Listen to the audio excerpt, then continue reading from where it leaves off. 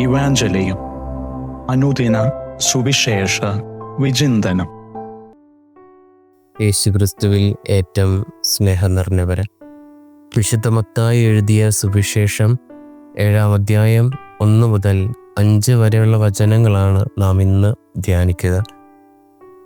ഈശോ പറയുന്നൊരു വചനം ഇപ്രകാരമാണ്: നിങ്ങൾ അളക്കുന്ന അളവുകൊണ്ട് തന്നെ നിങ്ങൾക്കും അളന്നു കിട്ടും. അളവില്ലാതെ സ്നേഹിക്കാനും പരിമിതിയില്ലാതെ ക്ഷമിക്കാനും പരാതികളില്ലാതെ കരുണ കാണിക്കാനുമാണ് കർത്താവ് നമ്മെ പഠിപ്പിക്കുക. പരാതി പറയാനും കുറ്റപ്പെടുത്താനും വിധിക്കാനും 100 കാരണങ്ങൾ ഇങ്ങനെ കൺമുമ്പിൽ വരുമ്പോഴും സാഹചര്യങ്ങളെ മനസ്സിലാക്കാനും സ്നേഹിക്കാനും കഴിയുന്നിടത്താണ് നമ്മുടെ വിജയം. ഇന്നത്തെ 1-ാമത്തെ വായനയിൽ കർത്താവ് അബ്രഹാത്തോട് പറയുന്ന വചനങ്ങളുണ്ട്. ഇപ്രകാരമാണ്: നീയൊരു അനുഗ്രഹമായിരിക്കും. നിന്നെ അനുഗ്രഹിക്കുന്നവരെ ഞാനും അനുഗ്രഹിക്കും, നിന്നെ ശപിക്കുന്നവരെ ഞാനും ശപിക്കും. നിന്നിലൂടെ ഭൂമുഖത്തെ വംശങ്ങളെല്ലാം അനുഗ്രഹീതമായി മാറും. അബ്രഹാം കർത്താവ് പറഞ്ഞത് വിശ്വസിച്ചു ജീവിച്ചു. അബ്രഹാം ഒരു അനുഗ്രഹമായി മാറി. ഇനിയും നമ്മിലൂടെയും അനുഗ്രഹങ്ങൾ സംഭവിക്കാനുള്ളതാണ്.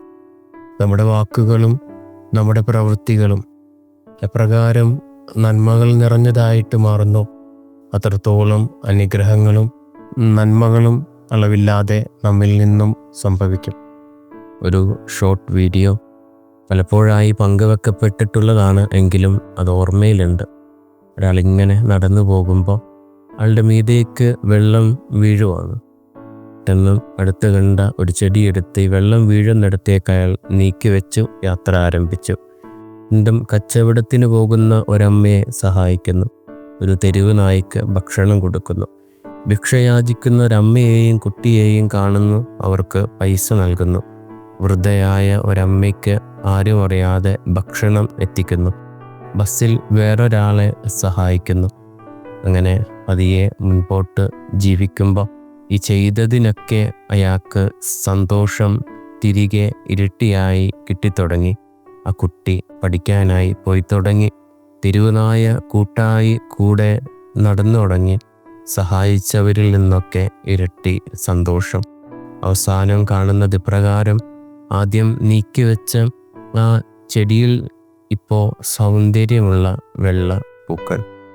പ്രിയമുള്ളവരെ, കുറ്റപ്പെടുത്താനും വിധിക്കാനും പരാതി പറയാനും ഒരുപാട് കാര്യങ്ങൾ നമ്മുടെ കൺമുമ്പിൽ വരുമ്പോഴും മനസ്സിലാക്കാനും സ്നേഹിക്കാനും കഴിയുന്നിടത്ത് സൗന്ദര്യവും സൗരഭ്യമുള്ള പൂക്കൾ വിടരുന്നു. നമ്മുടെ ജീവിതത്തിൽ ഇനി സ്നേഹത്തിൻ്റെ, കാരുണ്യത്തിൻ്റെ അളവില്ലാത്ത പൂക്കൾ വിടരട്ടെ. ആമേൻ.